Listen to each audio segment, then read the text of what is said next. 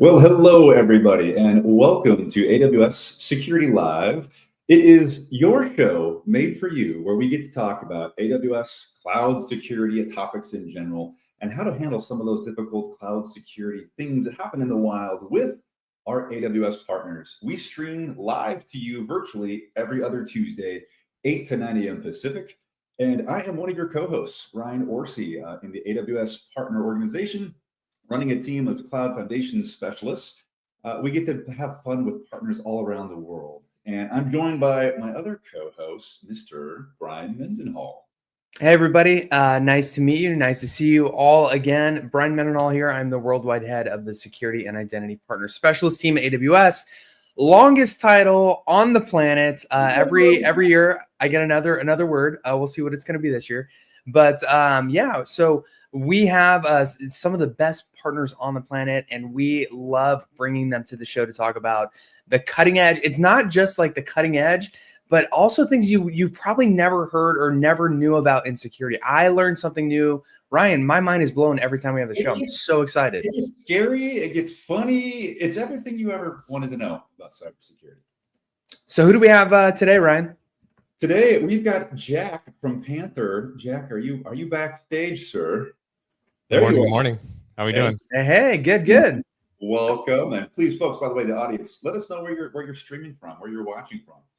And Jack, while we see those comments stroll in, would you mind introducing yourself to the audience here? And of course, let us know. Right, was the career path a perfectly straight shot, straight to CTO and founder of Panther, or did you have a little detour like most of us in the security space? I had a detour. It took me across the country. That was pretty interesting. So I'm Jack. I'm the founder, CTO at Panther. Panther is a cybersecurity company that focuses on security operations and really high-scale logging, monitoring, triage, detection, response, really everything that a SOC team needs in a cloud-based environment like AWS. Oh, so we forgot. I hate to break up your intro, Jack. We forgot it, Brian. What did we forget, man? What have we done? We forgot about the acronym swear. Well, okay, the acronym alert. Here we go. Swear jar. We can't acronym alert. We physically enforce you depositing the little gold bullion coin into a swear jar, but virtually on Security Live, if one of us, Brian and I, are held to this same rule. If we say an acronym but don't spell it out within a few seconds, give it a beat. MCP. I'm gonna do it. I'm gonna do it right now. MCP. All right, Brian's violated. Yep. Because I know we're going to talk about that in a little bit, Jack. So I'm just going to throw it out there, MCP. Either of you two want to spell out that acronym for us before we jump in? Model Context Protocol. Boom. There we go. All right. We're out of the way. Now we can say MCP freely, and we're good to go. So like any acronyms that we want to say later, if we want to predefine them, I'm finding like you're depositing money in the acronym bank, and then we get to withdraw later. How many Bitcoins is one acronym? 1 billionth. Let us know in the comments. Let us know in the comments how you all feel about that. Sorry, Jack, back to your intro, sir. Minor detour. Intro, I guess. Been spending my whole career in security operations. So started out as a SOC analyst. So triaging alerts and looking at, oh man, I was about to say another acronym. Oh man, I spelled every single one. Security Information and Event Management, SIM. There you go. I said SOC earlier, Security Operations Center. There we go. What else? I said AWS. I mean, does that count? Come on, Amazon Web Services. That's a freebie, I hope. If you're here watching this, I think you know what AWS stands for. So we can let that one happen. And maybe AI, we give those two a pass. Okay. So I think just throughout my career, I've realized a lot of the challenges in doing this job, which is teams are getting tons of alerts every day. Everyone has thrown around the alert fatigue problem for many years, but using AI is really an interesting evolution and can shortcut triage, detection, everything that a SOC team does.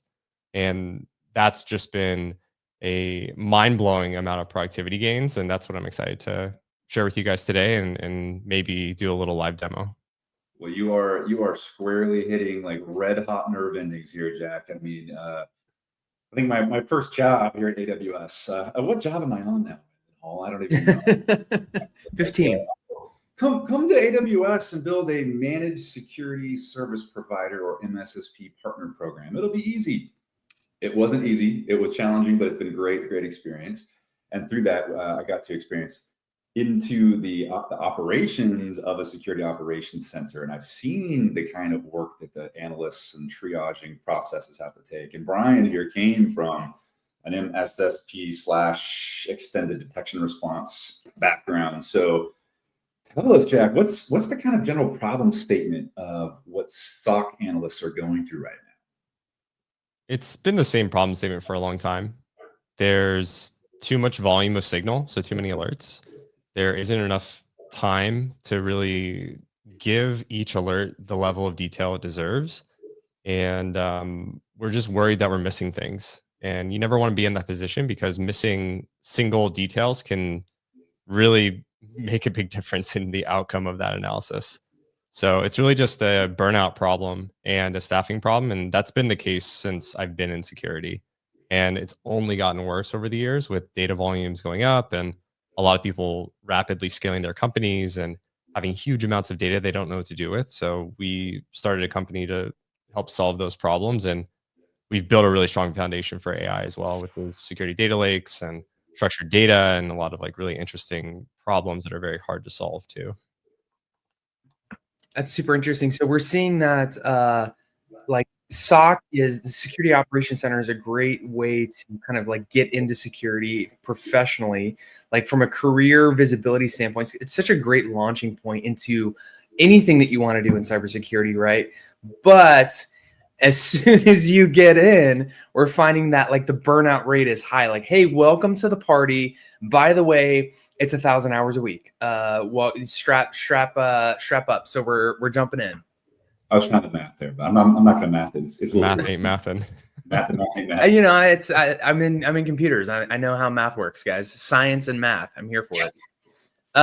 Yeah, I mean, Brian, it's valid what you're saying, right? It's like it's a very, very hard problem, and a lot of people in security sort of graduate into moving into engineering. So a lot of folks will start as SOC analysts or forensic analysts, or they'll do bug bounties, and they'll really just kind of learn how things break in a security way, and then they'll transition into trying to fix it. And that, I think, needs to continue to happen. And I think AI can help that happen even further with oh my god, I almost used another acronym: large language models.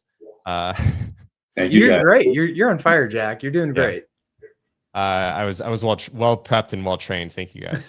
I totally credit you. So I think LLMs can help security teams up level themselves, whether it's coding, whether it's just understanding a new type of threat or what's happened in the past. We should totally take advantage of that. So anyway, I think it can help on the education side, but also on the tooling side is what I'm trying to say.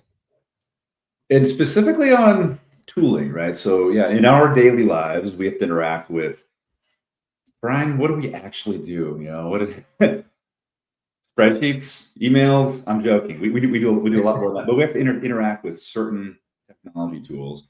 In a SOC, are folks still writing SQL queries and pulling down data in one-offs and putting them into certain storage locations, and then having to reformat headers and columns because they don't quite fit, and they're doing extract, transport, load, or ETL style operations, or finding that a telemetry log source has dried up, or someone accidentally changed a configuration and that particular network firewall appliance or device, virtual if it will, isn't sending logs anymore. Now they're troubleshooting that thing. Like, what are the tools that SOC analysts are interacting with, and where does Panther really help them out? I would say SOC analysts are interacting with the output of detections typically. So if you sort of think left to right, you mentioned a really critical piece of the puzzle, which is the data part. And typically that's a pretty big investment teams have to make in terms of wiring everything up and normalizing everything. And this is for the teams that want a security data lake, which obviously has become quite important in the last 5 years, especially now with AI, but even just from a scalability perspective in the 2010s. It sounds like so long ago when I say it like that, but it's only a few years ago. But I would say analysts are always interacting with the output of the alert, right? The alert is created to detect a particular behavior that's important to your threat model. And hopefully you have a lot of these detections that look and do what we call defense in depth, right? So looking in multiple logs for the same types of behaviors, looking at the same log from different perspectives. A lot of that is really important, and analysts are really tasked with understanding and engaging the validity here. But where we fit in and the problems that we solve predominantly is really on that pipelining piece to begin with. So it's really a start point for every single security team. You can't do anything without good data. So we spent a ton of time really, really building out the scalability, the stability. Actually, a lot of the folks that joined Panther also are from Amazon as well. So they built these products for Amazon, and Amazon's obviously probably is the hyperscaler of the world, right? So solving problems at that scale is really important for a lot of teams. So we wanted to make sure that we could get data structured, stable, in a searchable place, and then we can start to apply the detections on top of that. But you can't do anything until you have the data. So we help Jack, solve that fundamental problem. we'll drop the $5 in your account later for mentioning that AWS is the hyperscaler of the world. Straight to your account. Thank you for that solid plug, buddy. We are off to a good start here, folks. It's just, hey man, it's just statistics. So Jack, what you're saying is that you've got your security controls like in your environment, whatever that looks like. Those security controls are sending signals. That those signals become your security data pipeline, right? Like, so identifying what's out there, transmitting or transferring that data, normalizing, deduping, parsing, all like the transformation of that data. Then you analyze it, and then something it happens in this magic box, and it says, like a flashing light pops up, and you have an alert. And now we have this divergence of, like, traditionally your analyst is going to come in, they're going to push this button 5 times, they're going to click these buttons 10 times, and they do this 10,000 times a day for 1,000 hours a week, as we discussed. And that's like the traditional math of how this works. And now we're saying, actually, this black box now has like a golden wrapper of AI with generative AI to help make intelligent decisions on the data that it's seeing. And I'm going to jump right into what I know we want to talk about is, like, now we have this agentic AI capability as well. And these agents, these like little AI robot helpers, can help with some of the clicking the buttons and doing the searches to help take away some of the, just going to say some of the monotony of like that job, to provide more value add and a little bit more job satisfaction for our analysts out there. Is that kind of where we're seeing things diverge right now? Absolutely. And the specific point I make about how we do it is we have what we call kind of like a signals layer. And the signals layer is labeling behaviors that could be malicious and sort of varying degrees of risk. And it's important because when you're triaging with agents, you need a way to quickly look backwards in time and sort of pinpoint things together. And the signals layer really is like a strong foundation. It's maybe like 1% of your data set that's actually security relevant. But you bring up a great point around the next piece of this, which is you get an alert, and now you need to effectively open the aperture beyond that, just that alert of what did this user actually do. You have to answer, the 5 W's and kind of go into like detective mode. So yeah, I would love to even show you guys a little what this looks like with MCP, if that's okay. Please. Yeah, we'd love to check it out. I mean, Brian, I felt like I was back in I'm a recovering product manager, by the way, Jack. So I feel like I just went to epic and user stories of defining something there. So what we're seeing, this is just Claude code and cursor. And so for those who are unfamiliar with MCP, MCP is really just a middleware between a large language model and some type of service. So if I type MCP, I get a list of the connected MCPs that I have running here. So I have 2 AWS ones. One's for IAM. One is for AWS Knowledge, which is kind of like the knowledge base. And then one's for Panther, one's for VirusTotal. So we can utilize these to sort of augment what the LLM knows. And I'm just going to give a quick example. So for example, I can say like, do we have any open alerts that were created yesterday? Yeah, it's really hard to type like when you're on a live stream. But your words per minute are very impressive there. Yeah. I haven't. That's great. I'm not exposing my skill set on this live show, but this is very nice. I just had my coffee, so it's kind of the caffeine's running through me. Through my Mine is like veins. an angry cat stomped on the keyboard. You know, that's how it comes out. It's quite loud. It's very ferocious. Okay, so let's break down what just happened here. So again, if we think about it, MCP is just connecting LLMs to a service. We have a Panther MCP server. It's open source. I highly recommend you check it out if you're building an MCP and you want some inspiration, or you're curious about SecOps workflows with AI. We've invested a lot into this, and it's extremely powerful for building agents. So we're able to effectively ask questions about our SIM, which is Panther, and we're going to get responses. And then we can do so much more than that, though, and that's what I'm going to show. But it just shows that, okay, there's a few detections that were fired yesterday.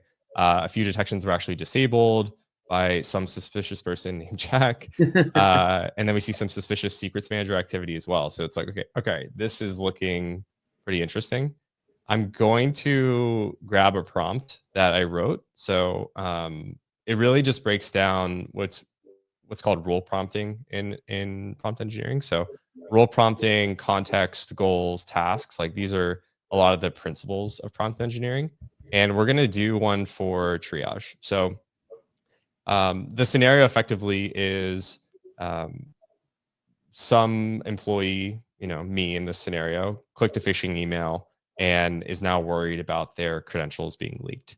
So we're going to give them a time window, because let's say the employee reported it to us, which is pretty common. You get some indicator that phishing happened. And then we're going to ask Claude, which is what we're using in here, can you review the open alerts, group them based on active activity, look for common indicators. Like, we're going to go deep into the events and just kind of give us like an initial first pass. And then we're going to advise it to keep output concise, focused, etc. So we're going to see what this ends up doing. And I actually love doing this in Claude Code for a lot of reasons. One of them is that Claude Code is an agent, and it's really good at planning and delegation, which I love. So it's a much more powerful interface, and I think it sort of symbolizes kind of where things are going. So MCP is basically a connector, but agents are really around setting goals and encoding the nuance of the job. And that's where things are going to continue to go. I love the update on the to-dos as well. This is great. He's working for us. This is more like it, right? Instead of a human having to spend, what was it, Mendenhall, 1,000 hours a day? Yeah, exactly. A different planetary system where that actually. Cool. So we're starting to see some interesting analysis here. So now we're pulling in indicators, IPs, timeframes, emails, things like that. And then we start to see some details around what we initially saw on the initial alert listing. So we can see that they disabled. So this attacker came in, disabled some IAM security rules. So in Panther, we have a lot of different types of rules running for managing and monitoring that CloudTrail isn't stopped, that people aren't creating sort of rogue IAM users and access keys. And this effectively is saying those were just turned off.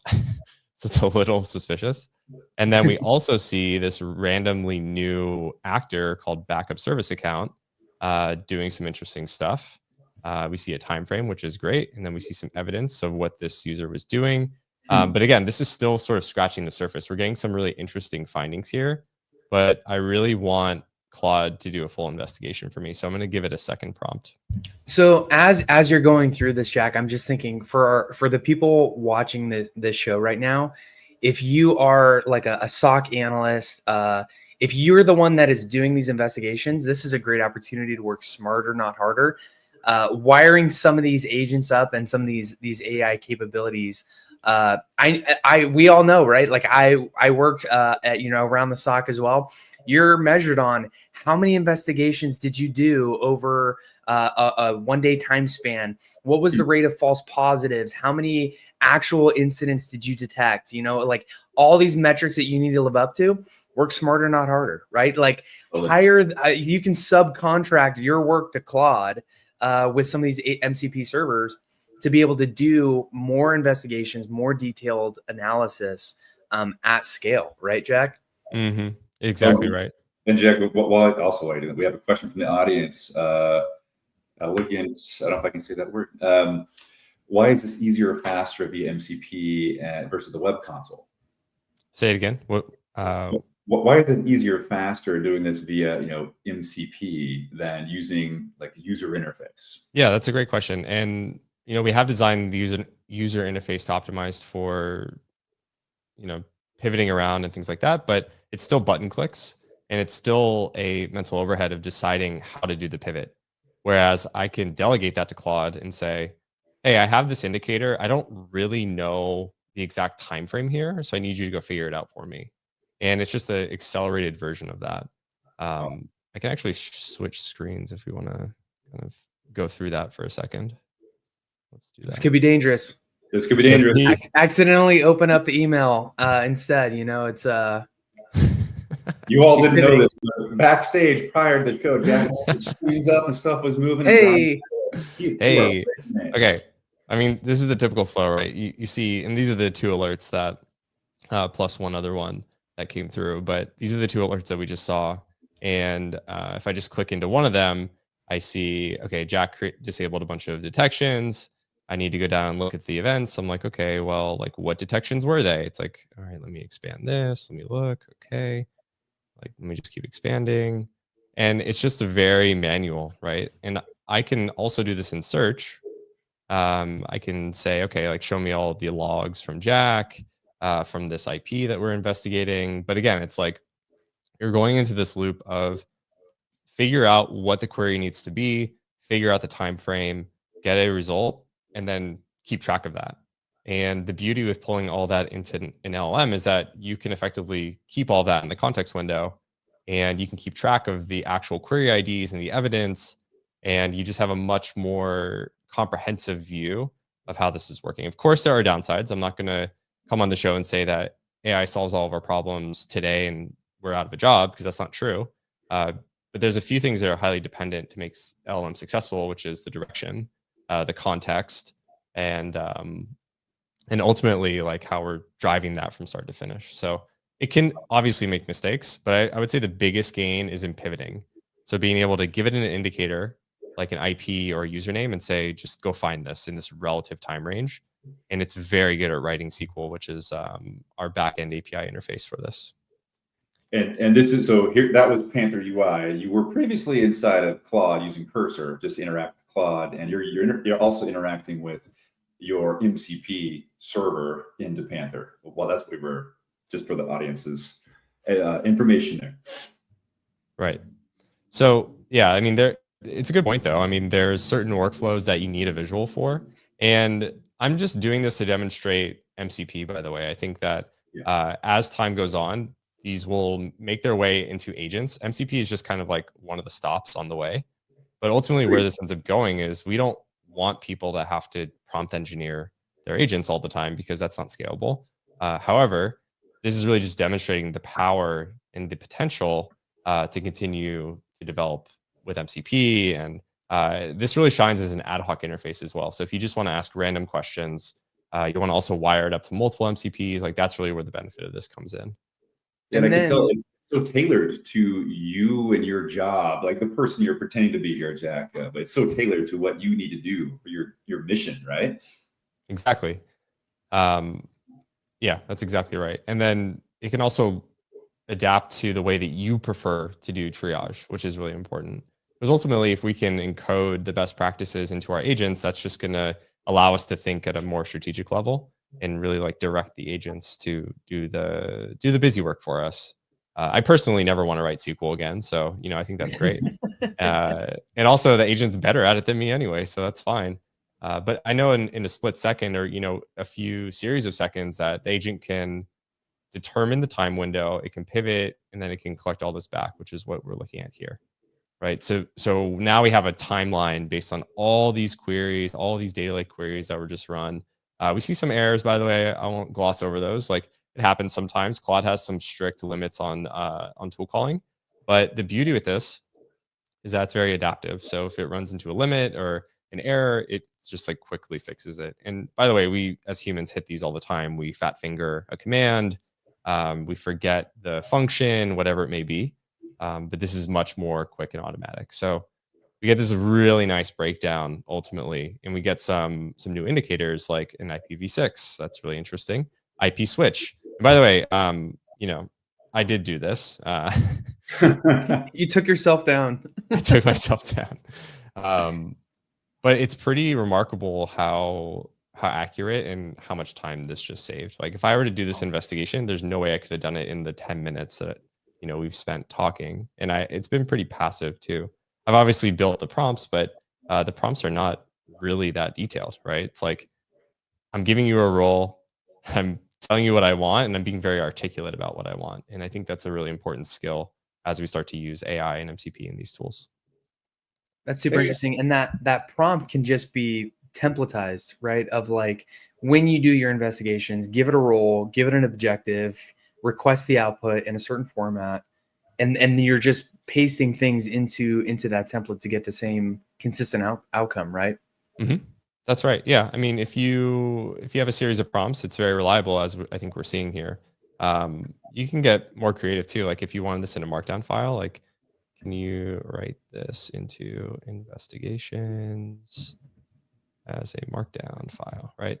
And then now I have an artifact that I can share with my team, and I can have this as a record. I can actually cross-reference the queries, and I can double check the AI's work. And by the way, in the console, we can actually see all the queries that it ran. So we can actually go validate that it didn't miss something, which is very important and really critical for people to trust this. This is huge. And so, Jack, take an analyst team of like 30 people. If they're doing investigations faster or just less, they're doing investigations less because they can automate more of this using Panther, maybe your MCP, maybe the full UI, maybe a combination of the two. What would you have those people do? This is where like we get into the conversation, right? Of are the machine overlords taking over, or are they going to be freed up to do other things? I think they're freed up to do strategic work, but also it's kind of what we were saying in the beginning around how can we use LLMs to help teach and up-level the teams. So maybe the analysts that were purely just looking at alerts before are now learning the skill sets of how do I use AI and these tools to take what's in my brain and what I know is the best and sort of encode that in a way that's repeatable. And then now I can sort of up-level myself, and maybe I can start writing code, or I can learn how to get different signal, or maybe this log wasn't formatted right and I need to fix that. So I think it's a huge enabler, huge force multiplier for the security team. And again, MCP is really just the beginning. Where it ultimately goes is agents. And agents are the repeatable sort of runs that have goals, that have personas, and have a lot of really helpful context to understand what it is that your organization needs to do. Super interesting. We are running out of time, but before you jet, Jack, Brian has an important question for you. Yeah. I love that you didn't tee me up for that, Ryan. You just threw me right into. I am known to drown in the shallow end of the pool here, so Ryan just threw me right in. Would you rather fight? I'm going to do the duck-sized bears. Would you rather fight 100 duck-sized bears or one bear-sized duck?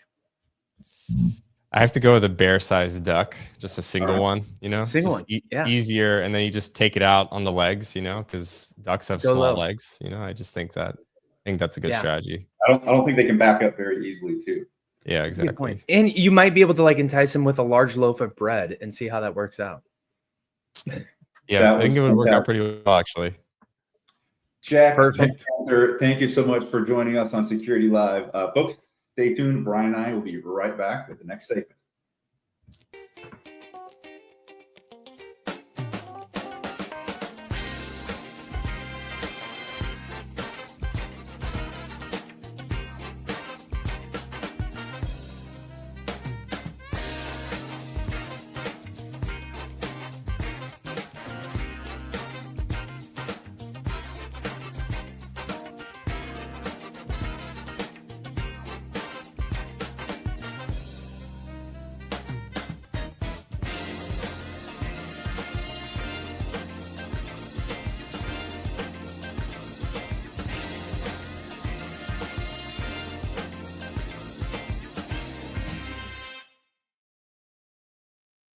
Hey, everybody. Thank you so much for joining us. Welcome to Security Live. I am one of your hosts. My name is Brian Mendenhall. I am the worldwide head of the Security and Identity Partner Specialist Team AWS, the longest title ever. But we are here on Security Live to bring AWS partners on to talk about all things security. We're going to cover deep dives into things you never heard of, never knew. We might even talk about the quantum realm or some theoretical physics. That's where I jump right into that stuff. We may talk about the history of security, but hopefully you're going to walk away with something that is going to help you in your day-to-day when it comes to security. I am not alone. I'm here joined by the wonderful and magnificent Ryan Orsi. Thank you, Brian. Hello, everyone. I'm Ryan Orsi, the other co-host here for today, running a team called Cloud Foundations Partner Specialists. Brian leads up the security and identity part. There's cloud operations people. There's high availability resilience people. We just get to have fun all day working with AWS partners on these use cases. We are also going to have fun, hopefully have a little education moment here too. We just learned about what it means to fight ducks or bears of various sizes and quantities in the previous show. Important stuff. And audience, we are all here live. If you have a question for us, I think right now, producers would love to know, where are you watching from? Where are you all dialing in from? And while we see those comments stream in, we'd love to bring on our guest. I believe we have Yoav from Orca Security. Are you there, sir? Yes. How are you guys? Doing great, Yoav. Yes. Fantastic. Yoav, would you mind for the audience kind of introducing yourself, what you do there at Orca? And I would love to tell people, let us know if the career path was a perfectly straight line, or did you have a couple of detours? So my name is Yoav. I'm the CTO at Orca Security, and I've been in the company for the last 6 years, which has gone pretty fast. Orca's mission is to secure cloud everywhere. So we work with our greatest partner, AWS, but we also secure other clouds because some people make mistakes. Just kidding. About other clouds? Yeah, they don't use the only AWS. Before my journey in security started, by accident. I was supposed to be a combat warrior in the army, and 8 days before my draft day, they decided that I should go and work with computers instead. So I got indoctrinated into cybersecurity. I didn't choose the path chose me. That's how I say it. But essentially, I got the honor and privilege to serve at Unit 8200 and learn from really the best minds in my area about security and how security looks in the real world.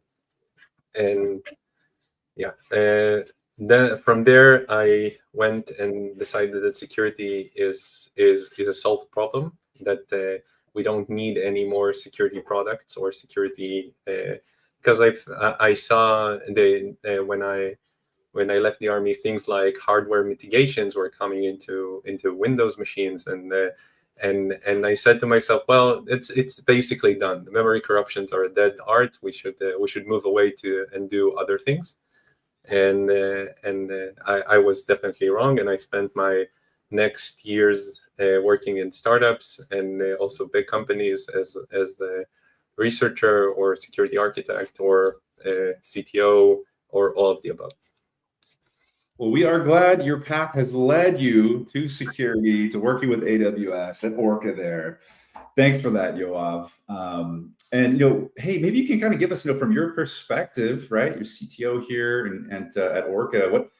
What's the latest, greatest? What kind of trends are you seeing? Everyone's buzzing about AI. You can use it as Orca. You can use it in your product to help us all out, or as a cloud provider, we can host it for you, right? And then as a nefarious bad actor, they can leverage AI to manipulate things and to use it as an attack vector. So you can use it in all sorts of ways. What are you kind of seeing out there? So we're seeing all of the above, essentially. But I would say that right now, I see that attackers always jump on the next new technology. They for some reason they love to do it, to try. So I saw in a lot of use cases where when Go was new and antiviruses were really bad at work at detecting Go binaries, they were like the first ones to use them. Same goes for Rust. They were very early on new. And right now, when they see AI as something that lowers the barrier of entry, you see it used immediately by everywhere. It's like attackers are. There are two types of attackers, what we call APT, which is advanced persistent threat. You got the training. You got the training on the Well acronym. done. She didn't even have to say it. Nice. Yeah, Jack had a hard time, so I'm trying. So advanced persistent threat, which essentially means they have all the resources in the world, and they will try to hack you anyway. But the majority, it's an economics game where they have their resources and they try to maximize the amount of leverage, money, or anything else that you can get by trying the things that cost the least. So sort of a capitalist system of the cybersecurity space. And in that case, like AI is a great provider of advantage for them because they can do a lot more with less. And we see like really cool tools for doing automated penetration testing that are used by companies to basically do much faster scans of your environment and to find critical things. But on the reconnaissance side of this, yes, on the reconnaissance side, where you basically what have they? I used to do penetration testing myself, and I know how many hours, days, sweat, and tears I poured into just finding that weak spot within an organization, and now I can just throw an army of clods like and just watch them. So I used to be an old man screaming at clouds, and now I'm old man screaming at clods, which is really changed my career.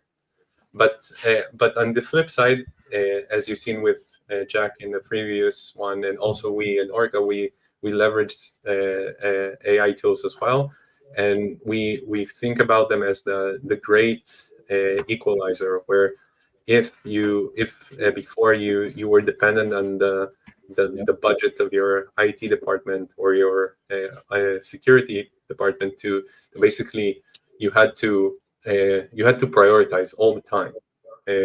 Now you can decide, well, maybe I'll do this huge project because it's not as big as I thought, and one of the great the things that make me think that it's like really it's going to happen is a great use test case that AWS shared about their ability to basically bump all the versions of all their dependencies in Java by using LLM agents. So they were able to basically just take this huge swath of work, which basically held them back, and just throw agents on the task. And it's a great testament of the engineering in AWS, but it's also a testament to the level that the technology can get us. So definitely, I think that was Q, might have been an Amazon Q developer doing that. And it was really cool. If you haven't seen it, folks, might have checked that out. Amazon Q developer in Java.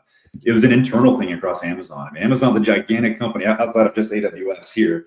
But until now, Yoav, I used to call the great equalizer the Department of Motor Vehicles. Because it doesn't matter what status you have on the airlines or the hotels, but when you have to wait in line at that DMV, it is the great equalizer. It practices us all equally. Yes, it is. I'm still trying to figure out how to get agents to clean my house for me. You know, like it's doing all the other tasks at scale. I got to figure out how do I get it to cut my grass? You know, so So there, I saw like a lot of people talking about that for like, why don't they do the laundry and the grass and all of that? Why are they thinking like programming and writing poems and drawing? So yeah, Exactly. I just had a fun conversation with I've got a good buddy of mine. He's a developer for Mozilla. And we were talking, he's like, hey, I got this Raspberry Pi. He's like, these things are so cool. And I'm thinking to myself, I'm like, we used to do Raspberry Pi with, like controllers to be able to do like process control things like, physical network stuff. And I'm like, man, we should deploy Raspberry Pis everywhere, throw agents at them, and like have them manage all of our day-to-day. Like go fill the gas tank in my truck. I'm getting ahead of myself, but drive the kids to school. But Yoav, Emery Lee, sorry, Brian. Emery Lee, 2014. Thank you for such an easy handle to speak to. Not that I don't love everyone equally, but they're asking if there's case studies. I think when we were talking about Q developer upgrading Java, Java can be quite complex depending on the size of the application. If you search, well, there we go. Jeff Kubat's found the link, but that's the link to modernizing your Java application using Q developer. I think in that blog, you'll find the case study of what Amazon actually did ourselves, utilizing the technology. So, right. I was rambling about the physical world, but Yoav, I think what I'm getting at is I'm curious at Orca, what are some of the cool things that you all are doing with like generative AI, agentic AI, just within the security world? So we have done like a lot of work with AI, and we actually started really early. Like we were very much very into it very soon, and actually like ChatGPT moment was in end of 22. And we started using like generative AI in the product at February of 23. So it was like really early on ChatGPT API. Like we encountered all the growth pains of all the providers trying to scramble GPUs to handle the demand. But we started with something really simple. Maybe you can share my screen. Oh, cool. We have something to see. All right. What do we have? So we have here, what we started here was with remediation. So before that, we had remediation instructions, which were like pretty generic, or they were tailored to they were not tailored with the specifics of every single use case with its entire context. And what it allowed us to do is basically do this thing, which basically gives us a way to generate like remediations, either from the CLI, console, CloudFormation, CDK, and Terraform. And if you ask it to basically generate those remediations, it would go ahead and give you like something which is not perfect. And I would say first thing, it's never perfect. But what it allowed us is to get the security folks who are usually the ones that were in the place where they try to prioritize or try to drive the conversation, and they don't and they are not the ones who are actually going out into the weeds and fixing things. Right. So this allowed me to basically give the security people what they need to tell the developers what to fix, and talk to them in their language within their SDKs and within their technologies. And this was, and we found that it allowed like people in the organization who don't have a lot of skills in those areas to basically go ahead and try to contribute and start a conversation, like the 80% rule in that case. The next thing is that we have like a really complicated domain-specific language to basically query everything within your environment, where you can ask arbitrarily complex queries, but we found that some users are having a hard time generating those queries. So we were able to basically just write the queries, and it would take the queries and generate like the human text, and it would generate the corresponding like DSL. So maybe people aren't always prompt engineering experts like our friend Jack was, right? So maybe they don't have the full language there, but they can get something simple into the tool here with Orca. Cool. So yeah, it generated the query, and it basically took the bucket with PII and generated this query, which PII is personally identifying information. You barely that one. But it basically allows us to show to give you the queries, and it's not always again perfect, but it gets you really, really close, and it allows our users to not master our entire data model, but to and still be able to get to what they need to do to get their work done. And the next. Sorry. So just like for our viewers out there, if you are on the proactive security side, right, these are identifying things that misconfigurations and vulnerabilities and risk management on the proactive side. You've got your alerts, your queue of things to fix that it has auto discovered and found, and we want to go back and remediate those. Boom, here is a code starting point for remediation. And then this other side, the searching side, is like risk hunting, where you're saying maybe your CISO or your chief risk officer, your CRO comes along and says, what PII, what health information, PHI, patient health information, do we have that is potentially being exposed? And you're like, hey, I can fire that up really quickly. So, and also the next, I'm usually asked about sensitive information in Germany or in the EU specifically, so we can ask the query engine to generate those types of queries, and you can actually refine them until you get like the answer that you're looking for. And recently we started with our agent efforts. We have the Ask Orca, which is a really, really cool addition to the platform, where you basically get a cursor-like chat experience here. So the first thing you should notice is that I'm in the context of the current thing that I'm in right now, but I can basically lose this context and go to a different, or I can add a different context if I want to. And you can basically ask arbitrary questions. And the most important thing in any language, because we're speaking English, and and most people can understand English, but not everyone, especially in Asian or South or Latin America countries, they find it much easier to communicate in their native tongues. So we see, so this allows them to basically communicate with the platform in their native language of choice. So you can ask questions like, who's responsible for this asset, which is like the question that every security person is asking. Who's in charge of this thing, right? Yeah. How did that happen? How did this get spun up? Why is it running now? Yeah. So my when we used to before the cloud, when we were still in the data center, this question had a really quick answer. You would just unplug the server and wait, and someone would come.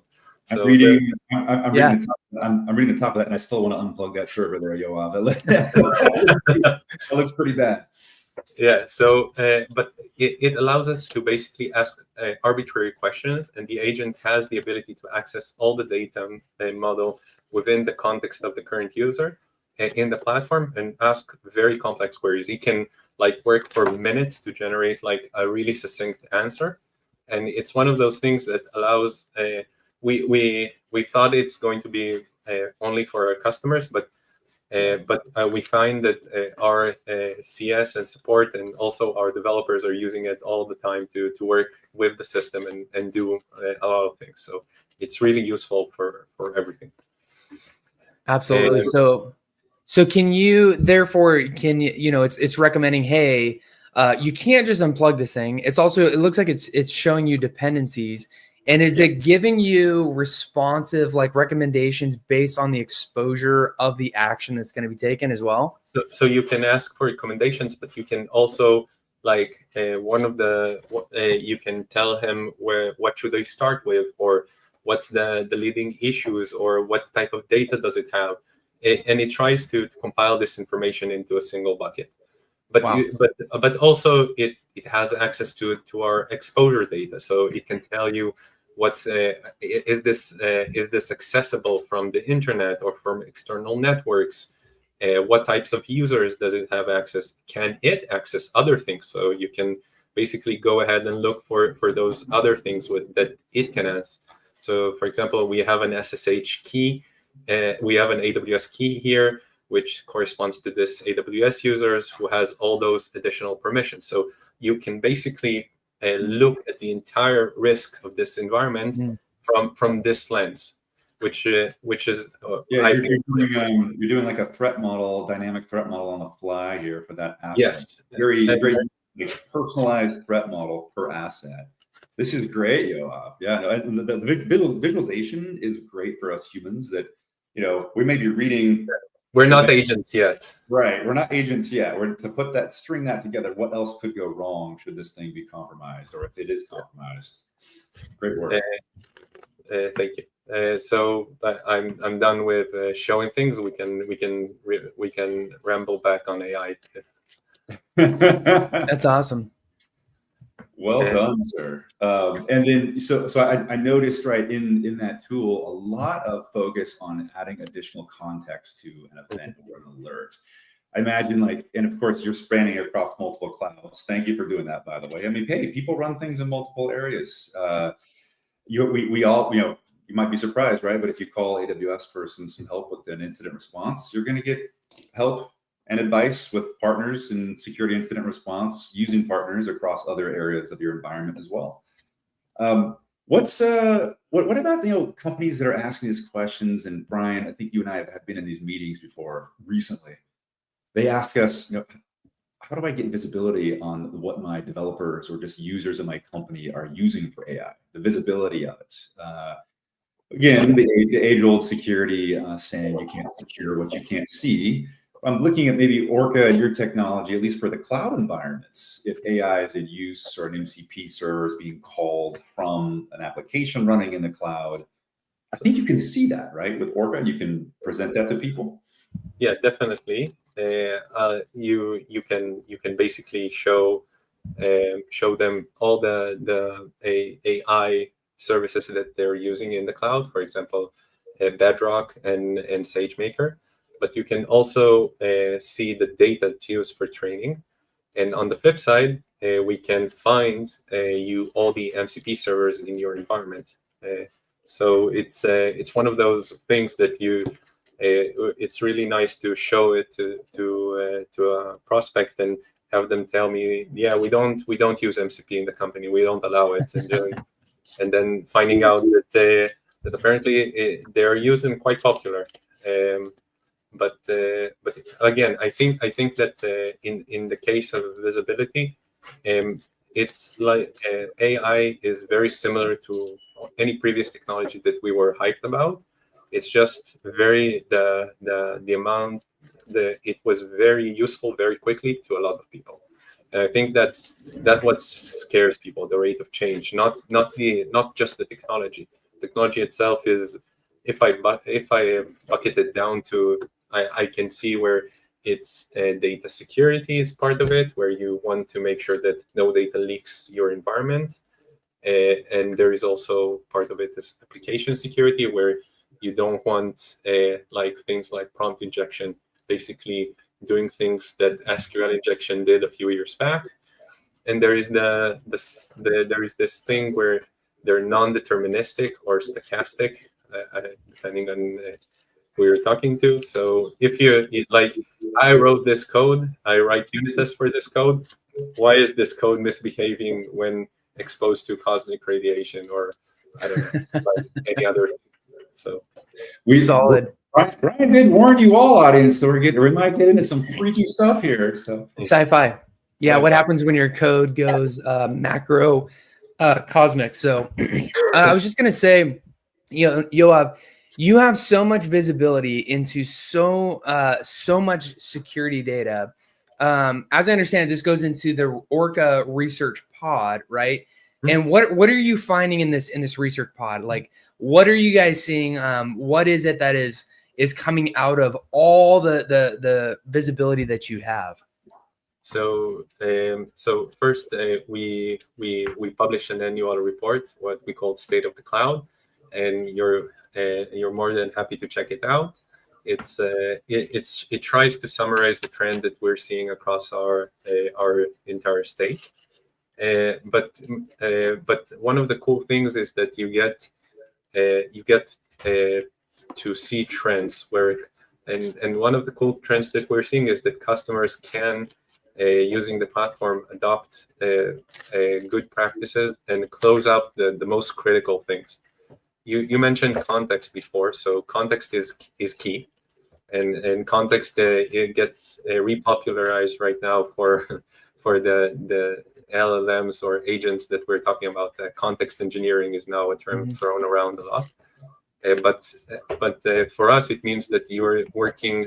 You do things that have an impact within your environment, and we have a customer who I'm really proud saying that they just went to their board meeting and said that they came to 0 critical vulnerabilities on exposed assets, and they have one of the biggest footprints I've seen in the world. So. Hey, that's not a bad report card. No, it's an amazing report card, and it's a great testament to their security program, and we're really glad that we could be part of their journey there. But it's one of those things that you're saying, if a company at that size, at that scale, can do it, it means that the visibility and the right programs can actually make a huge difference. And what's your opinion, Yoav, on the attacker, the bad actor side of the house? Are they going to continue to use, obviously, AI to make emails sound better, or are they going to use it for really advancing malware campaigns? Which way do you think you're going to go?